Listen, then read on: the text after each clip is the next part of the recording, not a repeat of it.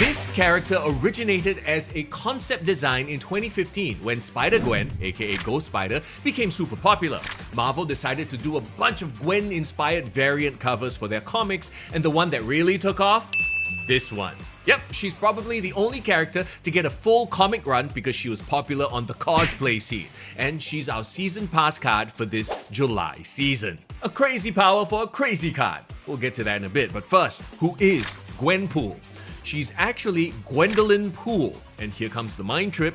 She's from a reality that's similar to Earth 1218. A reality where superheroes and villains don't actually physically exist. They exist as fictional characters owned by Marvel Comics. Yeah, in this reality, Iron Man, Spider-Man, Fantastic Four, all comic book characters owned by Marvel Comics. And some multiversal characters have tried to communicate with this reality by breaking the fourth wall. Characters like Deadpool and She-Hulk. Yep, Earth 1218 is our universe, our reality, the real world. Now, Gwen thinks she's from Earth 1218, our reality, but as far as I know, there's no Gwendolyn Poole in existence that has jumped into a comic book, so technically she's from a reality similar to ours. You might want to replay that whole explanation a couple of times. I barely understand it myself. So okay, Gwendolyn Poole, a girl from our reality, big fan of comic books, so much so that she immerses herself in these stories to escape reality and becomes lazy and apathetic to the real world. They never really explain how, but Gwen and her brother Teddy end up in the main Marvel universe, Earth 616. She went to Big Ronnie's custom battle spandex to make her own costume. Now, Big Ronnie misread her form and thought the young girl went by the name of Gwenpool.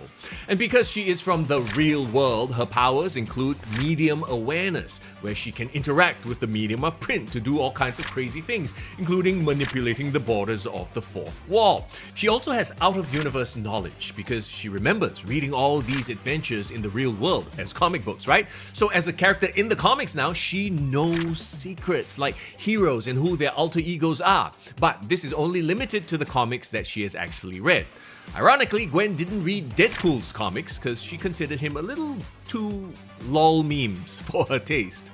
It's also because she's from the real world that she started out with a very nonchalant attitude, undervaluing the lives of the inhabitants of Earth 616, because she believed that they were nothing more than fictional characters. So she started out as a mercenary for hire, but eventually she does see the error of her ways after meeting a version of herself from the future where this attitude basically created a character that was acting evil for the sake of it. Along the way, she's teamed up with Rocket and Groot, Kate Bishop and Ghost Rider, and was even a part of the West Coast Avengers and the X-Men. In Marvel Snap, Gwenpool is a 4-energy, 6-power card with the ability, on reveal, pick a random card in your hand 3 times, give +2 power each time. So that's potentially 12 power for 4 energy, provided you play out all the cards that she's buffed. Okay, I like this type of season pass card. You know, a card that works in many different archetypes. Hope Summers is a season pass card like that. Now, okay, the cards she buffs will be random, so you could have 3 different cards get +2, or the same card gets +2 3 times. It's up to the RNG, right? What you could do is have less cards in your hand, so you focus those buffs, yeah? Something to consider when deck building and planning out the curve of your cards. Okay, any card that doubles in power is gonna love this card.